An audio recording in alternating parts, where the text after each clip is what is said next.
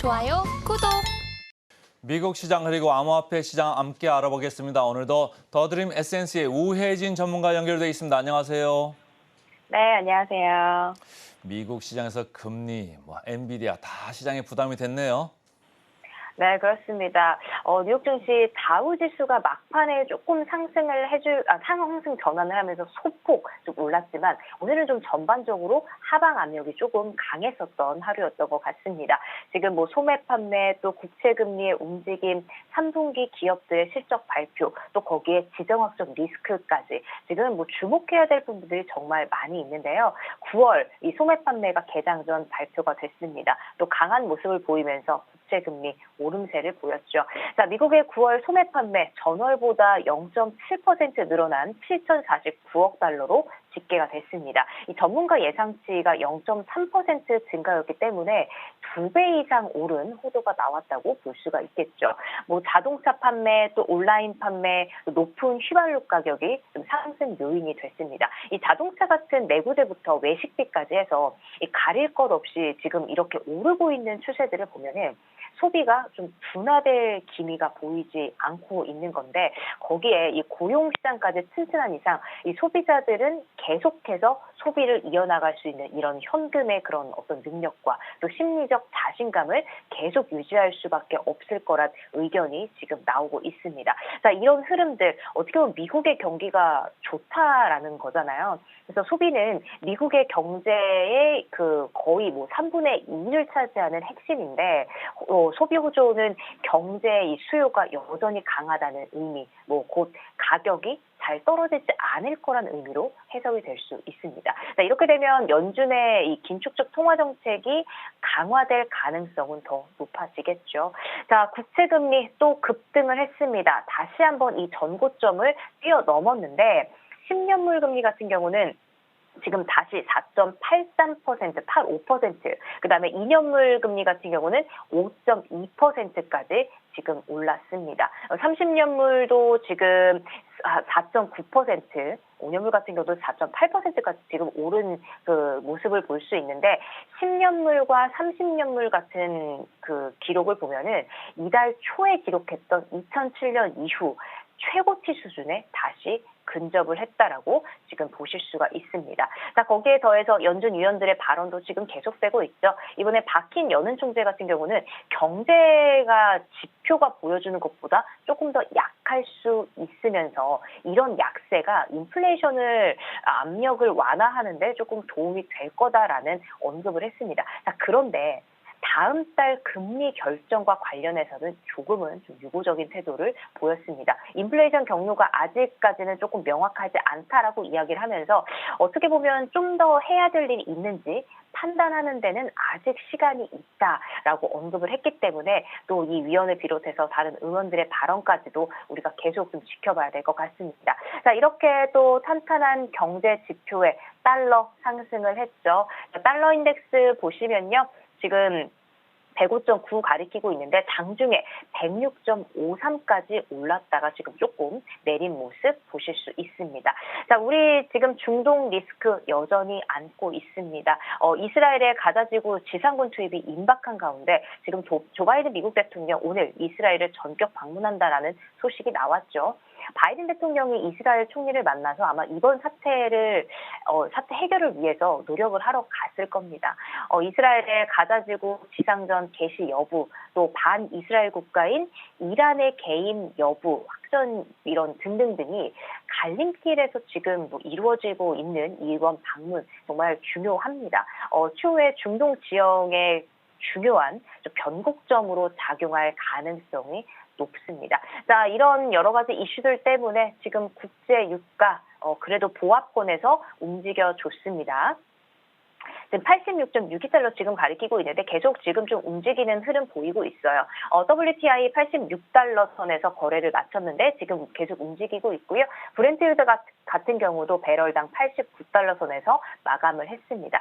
근데 조금 전에도 말씀을 드렸지만 만에 하나 이 주요 산유국인 이란 지금 전쟁에 개입하게 될 경우에 유가는 다시 한번 크게 흔들릴 가능성을 배제할 수 없습니다. 이란이 개입하게 되면 이란의 하루 300만 배럴 원유 생산이 지금 차질을 빚을 수 있다라는 전망도 있기 때문에 우리가 그런 부분들도 또 기억을 하고 있어야 될 것 같습니다. 자, 그동안 이스라엘과 또 하마스 간의 충돌이 또 안전자산인 부채 가격을 끌어올리면서 또 금리를 낮추는 요인이 됐고요. 유가도 계속 흔들어놨는데 이번 바이든 대통령의 방문으로 어떤 좀 변화가 있을지 이슈를 계속해서 함께 체크해 보시면 좋을 것 같습니다. 그나마 다행인 것은 미국 국채 금리가 계속적으로 이렇게 위쪽으로 좀 뻗어가고 있음에도 불구하고 미국의 시장들이 잘 좀 견디고 있다. 이렇게 좀 읽으시면 될 것 같고요. 자, 이제 나스닥 봐야 되는데 엔비디아 말이죠. 중국 때문에 한 방 먹었습니다. 네, 그렇습니다. 지금 뭐 거의 직격탄을 맞았는데 이 미국에서도 중국을 겨냥한 수출 통제 조치를 대폭 강화한다고 발표를 했잖아요. 이 사양이 낮은 인공지능 칩에 대해서도 중국으로의 수출을 추가로 금지하기로 해서 중국의 인공지능 반도체를 판매하는 행위를 좀 원천 차단을 하겠다는 취지를 가지고 지금 있는 모습입니다. 지금 엔비디아 같은 경우는 5% 넘게, 5%좀 아래쪽으로 마감을 했는데 지금 시간 외에서 5% 넘게 빠지고 있는 모습입니다.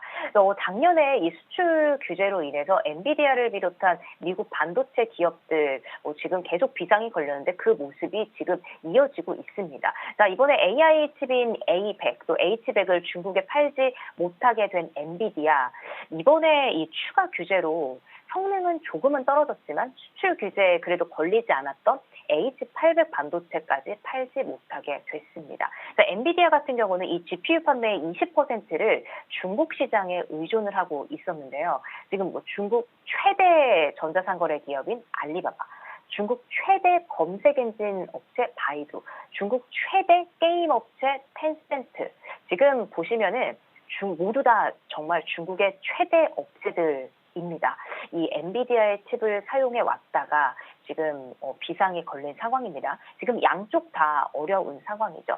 자, 젠슨 황이 한번 이야기를 했어요. 미국 정부의 추가 규제가 미국 반도체 기업의 투자 자금 조달 능력을 갉아먹으면서 지금 심각한 피해를 줄 수 있다라고 좀 언급한 적이 있는데 지금 이렇게 미중 갈등이 여러 가지 기업들의 그런 움직임, 흐름들까지도 지금 깨고 있는 상황인데 언제까지 이런 상황들이 계속될지 또 그런 영향으로 인해서 우리 기업들에도 어떻게 보면 타격을 입을 수밖에 없거든요. 그런 부분까지도 우리가 함께 좀 체크해 봐야 할 것 같습니다. 자, 그에 따라서 오늘 그리고 필라델피아 반도체 지수 같은 경우는 그렇게 크게 빠지진 않았는데 이런 이슈들 때문에 AMD도 지금 빠져 있고요. 인텔도 1% 넘게 빠지면서 마감한 모습 보실 수 있습니다. 자, 전기차 니콜라 같은 경우는 지금 8% 넘게 빠지는 흐름 보이고 있고 루시드 같은 경우도 지금 이 3분기 생산량 감소에 조금 약세를 보이는 모습을 보이면서 지금 5% 넘게 하락한 모습 보실 수 있습니다. 자, 이번에 또 오랜만에 애플 이야기를 조금 들고 왔는데 최근에 이 M7의 그런 흐름들 제가 또 방송에 나오는 날은 좀 많이 급락을 했던 모습이었었는데 오늘 또 애플도 또 아쉽게 또 1% 좀 안 되는 수치지만 0.96% 하락하면서 빠졌습니다. 자, 애플에 대한 그런 판매 둔화에 대한 그런 우려들이 지금 조금 계속되고 있는 상황인데 애플의 소식 잠깐 전해드리면 이 아이폰 15 프로 이 제품의 무게를 줄이기 위해서 좀 선택한 티타늄 때문인지 아니면 TSMC의 새로운 칩 때문인지 몰랐던 그런 발열 문제 결국 시인을 하고 말았죠. 한국 발매 직전에 이 소프트웨어 업데이트로 문제를 해결을 하겠다고 이야기를 했습니다. 하지만 이런 여러 가지 문제들 속에서도 좋지 않은 이야기들이 계속 좀 나오고 있음에도 불구하고 사람들은 여전히 애플을 원하고 아이폰 15 같은 경우에 거의 최고가가 200만 원까지 올라가고 있는 상황인데도 사람들은 열광을 하고 줄을 서고 있습니다. 자, 그래도 지금 애플이 쉬운 길을 걷고 있는 건 아닌데 어려움 속에서도 세계 첫 3조 달러를 기록하기도 했고 깜짝 실적을 내기도 했습니다. 하지만 기존 제품들로는 지금 조금씩 한계에 부딪히는 모습을 좀 볼 수가 있는데 최근에 이 화웨이에 대해서 좀 밀려났다는 그런 소식도 들려오고 있고 또 증권사들도 애플의 매출이 감소할 거다라는 그런 보고서들도 내고 있는 상황입니다. 자, 그래도 애플은 애플이다라는 그런 부분들이 나와 있는데 아무래도 이 매출 증가도에 따라서 주가를 올리는 것도 어떻게 보면은 대부분의 사람들이 그 소비하는 애플을 원하는 얼마나 브랜드를 원하느냐에 따라서 그런 흐름이 달라질 수 있잖아요. 지금 뭐 인공지능이나 비전 프로의 보급들 1, 2년은 조금 더 기다려야 되는 상황이기 때문에 당분간 그런 공백기를 어떻게 채워야 될지 또 애플의 그래서 앞으로의 주가 흐름이 또 어떻게 이어질지 우리가 좀 주목해 봐야 될 것 같습니다. 이렇게 쏟아지는 우려 속에서 애플 이번 어닝 시즌에도 좀 변함없는 그런 건재한 모습을 이어줄지 좀 계속해서 함께 지켜보면 좋을 것 같습니다.